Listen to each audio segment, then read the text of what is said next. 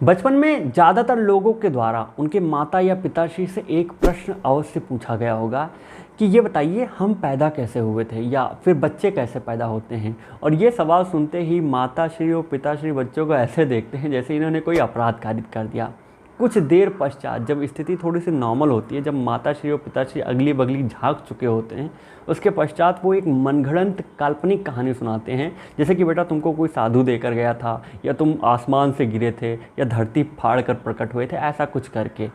और उनका एकमात्र उद्देश्य यही होता है कि बच्चे को संतानोत्पत्ति की प्रक्रिया या सेक्स वगैरह जैसी चीज़ों के बारे में ना बताया जाए, क्योंकि उन्हें लगता है कि ये इमोरल चीज़ें हैं, अनैतिक चीज़ें हैं, जिससे कि बच्चा बिगड़ सकता है। तो जिस बच्चे को वो गुड बॉय बनाना चाहते हैं, पता चलता है कुछ समय पश्चात वही बच्चा बड़ा होकर शक्ति कपूर बन जाता है। और जब बड़े होकर इस बच्चे की शादी होती है, उसके बच्चे पैदा होते हैं और उनके बच्चों के द्वारा भी ये प्रश्न किया जाता है, तो ये अपने माताश्री या पिताश्री के द्वारा ही सुनाए गए इस मनगढ़ंत काल्पनिक कहानी को फॉरवर्ड कर देते हैं। और ये प्रक्रिया जो है ये अनवरत चलती रहती है। इन सभी चीज़ों को करने का एकमात्र उद्देश्य यही होता है, क्योंकि पहले क्या हुआ था कि कई लोगों ने यह ऐसा माना था कि सेक्स के बारे में या इंटरकोर्स के बारे में या काम के बारे में बात करना हमारे धर्म के खिलाफ है, हमारी रूढ़ियों के खिलाफ है, हमारी सभ्यता के खिलाफ है। तो आपको बता दें कि हमारी रूढ़ियों ने, हमारी सभ्यता ने, हमारी कल्चर ने, हमारी शास्त्र ने कभी भी इन चीज़ों पर बात करने से मतलब कोई अंकुश नहीं लगाया है। तो अगर आप ऐसा कर रहे हैं तो पूरी तरह से गलत कर रहे हैं। कुछ एविडेंसेस आपको दे देते हैं ताकि आपको यकीन हो जाएगा कि जितना गंदा माहौल इस टाइम पे सेक्स को लेके, इंटरकोर्स के लेके, संभोग या काम क्रिया को लेके है, उससे कहीं ज़्यादा एडवांस और खुला माहौल हमारे वैदिक कल्चर में, वैदिक पीरियड में था। जैसे कि वैदिक शास्त्र के द्वारा एक व्यक्ति के जीवन को 4 पुरुषार्थ में बांटा गया है: धर्म, अर्थ, काम, मोक्ष। तीसरा नंबर काम का है। ऐसे ही एक व्यक्ति के जीवन को 4 आश्रम में डिवाइड किया गया है, जिनमें पहला ब्रह्मचर्य आश्रम, दूसरा है गृहस्थ आश्रम, तीसरा है संन्यास और चौथा है वानप्रस्थ आश्रम। इसके अलावा अगर आप देखेंगे तो वात्स्यायन ऋषि ने, महर्षि वात्स्यायन ने एक अलग ग्रंथ की रचना की जिसको हम कामसूत्र के नाम से जानते हैं। अब ज़्यादातर लोग कामसूत्र सुनते ही बहुत ही गंदे ख्याल मन में ले आते हैं। उन्हें लगता है कि कामसूत्र में पक्का ही कुछ ऐसा लिखा होगा कि एकदम दिमाग भड़क जाएगा, जबकि वास्तविकता ये है कि कामसूत्र के अंतर्गत पूरे चैप्टर को, पूरे बुक को 7 चैप्टर में डिवाइड किया गया है, जहाँ पर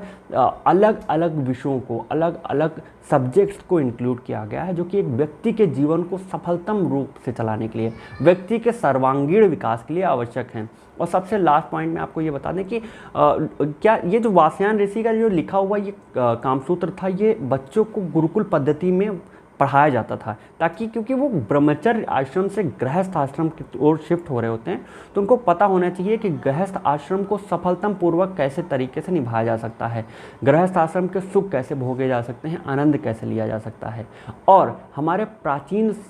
जो भी ऋषि रहे हैं, उन्होंने काम को ही 4 अलग अलग तरीके से डिवाइड किया है, जैसे कि रति, संभोग, सहवास और काम क्रिया। तो इन चारों के भी अलग अलग रेफरेंस रहे हैं, रिलेवेंस रहे हैं, इंपॉर्टेंस रहा है, जिनके बारे में फिर हम कभी बात करेंगे। तो इन सभी गाथाओं को सुनाने का मतलब ये है कि प्राचीन वैदिक कल्चर में या प्राचीन भारत में सेक्स एजुकेशन जो था वो बहुत ही उन्नत अवस्था में था, बहुत ही एडवांस अवस्था में था, और सेक्स को लोगों के जीवन का एक आम हिस्सा, एक आम क्रिया समझी जाती थी, जो कि अभी नहीं समझी जाती है। और कई लोगों के द्वारा सेक्स एजुकेशन को इम्प्लीमेंट करने का एक मांग किया गया है, एडवोकेसी की गई है, वकालत की गई है, लेकिन फिर भी सरकार अभी हमारी कुछ नहीं सुन रही है। तो आज की इस वीडियो में हम सेक्स एजुकेशन पॉलिसी के बारे में, उनकी नीड क्या है, उनके बेनिफिट क्या है, इन सभी चीज़ों के बारे में बहुत ही अच्छे तरीके से बात करने वाले हैं। तो सेक्स एजुकेशन पॉलिसी के इस वीडियो को बिना किसी अनावश्यक भूमिका के चलिए आराम से प्रारंभ करते हैं।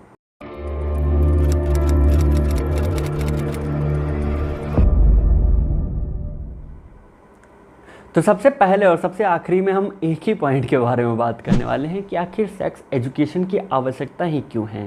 नीड ही इसकी क्यों है। तो सेक्स एजुकेशन की नीड इसके बेनिफिट में ही ले डाउन करता है। अगर आप इसके बेनिफिट आपको इसके लाभ को जान लेंगे तो आपको समझ में आ जाएगा कि भारत में आखिर इस पॉलिसी की, इस एजुकेशन की आवश्यकता ही क्यों पड़ी हुई है। तो बेसिकली अगर बात की जाए सेक्स एजुकेशन के बेनिफिट की, इसके फ़ायदे की, तो इसके फ़ायदे में सबसे पहला जो फ़ायदा है वो ये है कि इस एजुकेशन का लागू करने से कई सारे डिजीज़ को, कई सारी बीमारियों से निजात पाई जा सकती है, जैसे कि HIV, रिप्रोडक्टिव ट्रैक्ट इन्फेक्शंस जिसको हम RTI कहते हैं, कैंसर, इनफर्टिलिटी और इसके अलावा अनइंटेंडेड प्रेगनेंसी और एबॉर्शन से निजात पाई जा सकती है।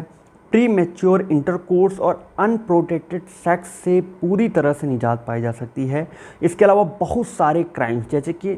Sexual assault, sexual violence, sexual harassment,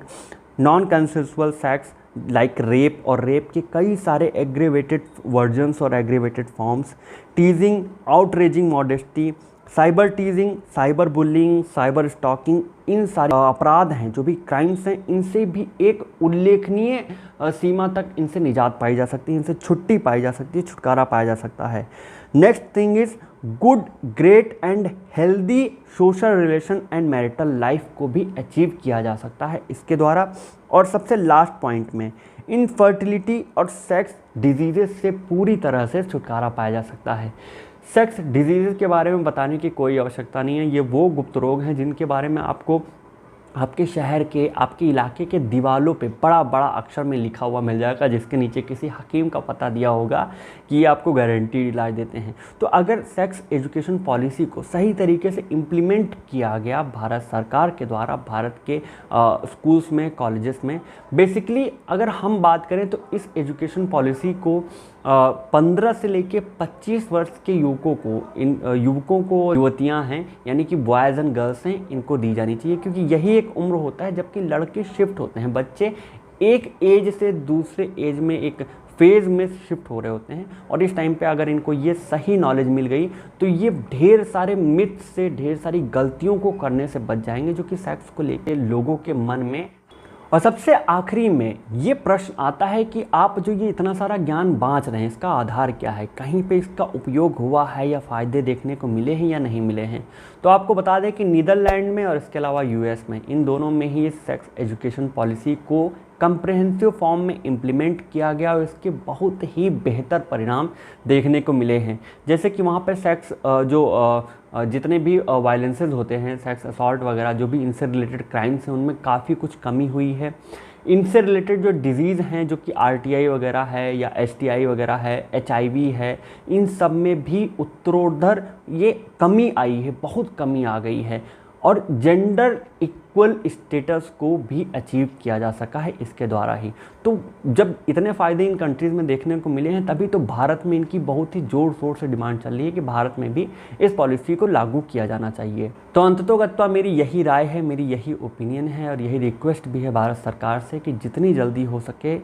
अपने तरीके से एक कमेटी गठित करके इसके फ़ायदे नुकसान को देखते हुए अपने तौर पर यहाँ की एनवायरनमेंट को, यहाँ की माहौल को, मांग को देखकर ऐसे सेक्स एजुकेशन पॉलिसी को इम्प्लीमेंट किया जाए, जिससे कि बहुत सारे फ़ायदे आपको देखने को मिलेंगे। बाकी के लॉ से related videos, points, topic, judgements और अमेंडमेंट्स के लिए हमारे साथ बने रहिए। इस वीडियो को लाइक करिए, शेयर करिए, और अगर आप भी चाहते हैं कि किसी में स्पेसिफिक टॉपिक पे कोई वीडियो बनाऊं तो कमेंट बॉक्स में सजेस्ट कर सकते हैं। धन्यवाद।